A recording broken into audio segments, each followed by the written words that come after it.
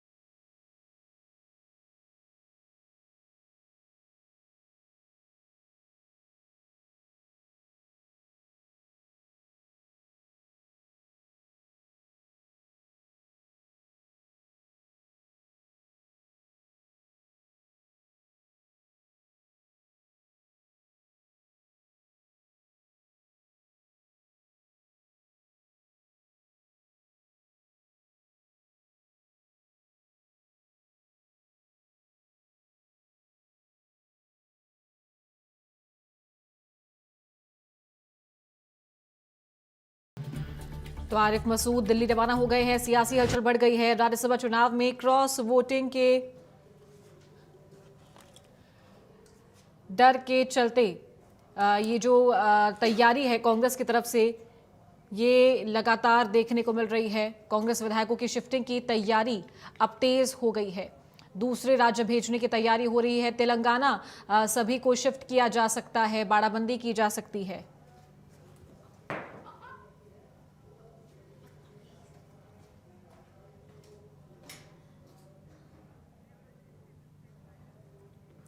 और इसी खबर पर अधिक जानकारी लेंगे। ब्यूरो चीफ चेतन सेठ हमारे साथ लाइव जुड़ गए हैं। चेतन, अब जो हलचल है वो तेज हो गई है।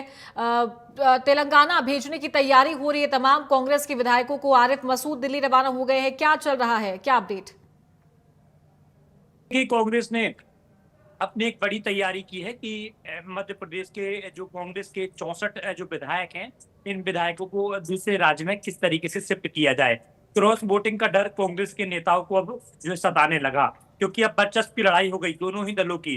बीजेपी के मुख्यमंत्री डॉक्टर मोहन यादव और बीजेपी प्रदेश अध्यक्ष हेमंत खंडेलवाल की भी अग्नि परीक्षा है, और इधर कांग्रेस में हम देखें जीतू पटवारी और उमंग सिंगार की भी अग्नि परीक्षा है। बीजेपी को 2 सीट की बजाय अब 3 सीट जितानी है और कांग्रेस को अपनी 1 सीट बचानी है। तो दोनों ही दलों की ओर से अपनी अपनी रणनीति बनाई जा रही है। बीजेपी के पास 2 सीट जिताने के बाद अतिरिक्त के तौर पर देखें तो 48 विधायकों की संख्या है, और सांसद बनाने के लिए 58 विधायकों की आवश्यकता है। ऐसे में 10 विधायक को बीजेपी की आवश्यकता है।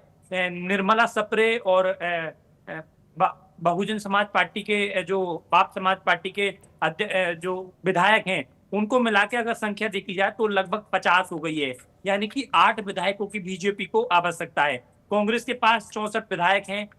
कई विधायकों क्रॉस वोटिंग की आशंका जताई जा रही है। हमने हरियाणा के चुनाव में देखा, हमने राज्यसभा और लोकसभा में देखा, और मध्य प्रदेश के पूर्व चुनाव में भी हमने देखा कई बार कांग्रेस के विधायकों के द्वारा क्रॉस वोटिंग की गई है। अब दोनों ही दलों की ओर से अब वर्चस्व की लड़ाई है। कांग्रेस इसी दौरान अपने विधायकों को शिफ्ट करना चाहती है। तेलंगाना की मीनाक्षी नटराजन प्रभारी है। तेलंगाना में कांग्रेस की सरकार है। तेलंगाना कांग्रेस को बिल्कुल सेफ प्लेस लग रहा है। यही वजह है कि आरिफ मसूद और कुणाल चौधरी अभी सुबह की फ्लाइट से दिल्ली के लिए रवाना हो गए हैं। दिल्ली में वरिष्ठ नेताओं से वो मुलाकात करेंगे, मैनेजमेंट करेंगे कि मध्य प्रदेश से विधायकों को तेलंगाना में कैसे ले जाना है, कैसे उन्हें शिफ्ट करना है, और राज्यसभा के चुनाव तक उनके लिए वहीं पे सुरक्षित स्थान पर रखना है। तो कांग्रेस की ओर से रणनीति बनाई गई है। तो साफ तौर पर कहा जाए, कुछ देर बाद कांग्रेस के जो विधायक हैं वो कांग्रेस कार्यालय में पहुंचने का सिलसिला उनका शुरू हो गया। यहाँ से विधानसभा जाएंगे। विधानसभा में मीनाक्षी नटराजन के फॉर्म जब भरा जाएगा उस दौरान सभी विधायक शामिल होंगे। उसके बाद संभावना जताई जा रही है कि यहाँ से सभी विधायक स्पेशल फ्लाइट से जो है तेलंगाना के लिए या दिल्ली के लिए रवाना हो जाएंगे। एक कांग्रेस की ओर से रणनीति बनाई गई है। नेता प्रतिपक्ष उमंग सिंगार, कांग्रेस प्रदेश अध्यक्ष जीतू पटवारी के लिए अब अग्नि परीक्षा है कि उनकी जो 1 सीट थी, दिग्विजय सिंह की सीट जो खाली हुई, जिसपे मीनाक्षी नटराजन को उतारा गया, उस सीट को कैसे बचाया जा सकता है। बिल्कुल। और साथ ही ये भी जानना चाहूंगी मैं चेतन, क्या वाकई में कांग्रेस के जो आला कमान है, जो वरिष्ठ नेता हैं मध्य प्रदेश में, क्या उन्हें इस बात की भनक है कि क्रॉस वोटिंग इस बार हो सकती है राज्यसभा चुनाव में? और क्या कि जो कुछ विधायक हैं उनको लेकर के भी शक है आला कमान को? आप बिल्कुल देखिए, कांग्रेस जानती है और अच्छी तरह समझती है कि बीजेपी ने तीसरा उम्मीदवार उतारा है तो कोई सोच समझ कर ही उतारा होगा, और क्रॉस वोटिंग की संभावना प्रदेश में बहुत ज्यादा बढ़ गई। उम्मीद जताई जा रही है कि प्रदेश के जो कांग्रेस के 64 विधायक हैं, जिनमें SC ST के विधायक हैं, जिन विधायकों का प्रभाव कम है, जिन विधायकों की संगठन में अपेक्षाएं हो रही हैं, वो कई सारे ऐसे विधायक हैं जो बीजेपी के संपर्क में हैं। और कांग्रेस भी ये मानती है कि अगर वो विधायक संपर्क में है तो निश्चित ही क्रॉस वोटिंग होनी है और उनका जो वोट है वो बीजेपी के पक्ष में जाना है। जीतू पटवारी जो कांग्रेस प्रदेश अध्यक्ष है, उनकी ओर से एक बयान दिया गया कुछ देर पहले। उनकी ओर से आरोप लगाया गया कि बीजेपी खरीद फरोख्त करना चाहती है, बीजेपी क्राइम बढ़ा रही है, हम ऐसा होने नहीं देंगे और मीनाक्षी नटराजन को ही हम जो है राज्यसभा भेजेंगे, कांग्रेस की ओर से स्पष्ट किया गया। लेकिन कुछ ऐसे विधायक हैं जिनके कुछ ऐसे काम चल रहे हैं जिन पर कहीं ना कहीं सरकार का दबाव होता है, उन्हें लगता है कि उन कामों पर सरकार अटैक कर सकती है, आर्थिक तौर पर उन्हें नुकसान पहुंचा सकती है, राजनीतिक तौर पर उन्हें नुकसान पहुंचा सकती है। क्योंकि हम देखें, मुकेश मल्होत्रा वाला उदाहरण आप देखें, दतिया का उदाहरण आप देखें, इधर निर्मला सप्रे हैं, ना इधर की हैं ना उधर की हैं, आखिर निर्मला सप्रे किधर की हैं ये बात भी स्पष्ट नहीं है।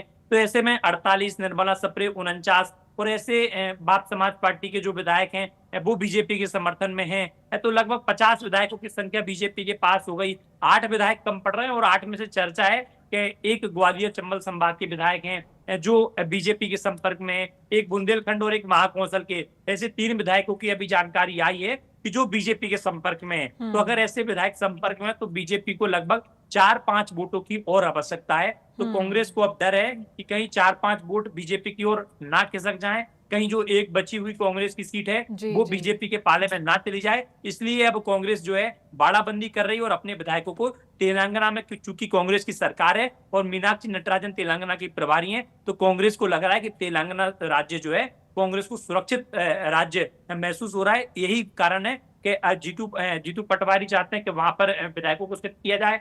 आरिफ मसूद और कुणाल चौधरी को दिल्ली रवाना किया गया। दिल्ली में वो जाएंगे, बड़े नेताओं से मिलेंगे, मैनेजमेंट चलाएंगे कि आखिरकार प्रदेश के जो विधायक है उन विधायकों को कैसे शिफ्ट करना है। दिल्ली के बाद रणनीति तय होगी। चलिए ठीक है, बहुत शुक्रिया आपका चेतन ये तमाम जानकारी देने के लिए। आगे बढ़े।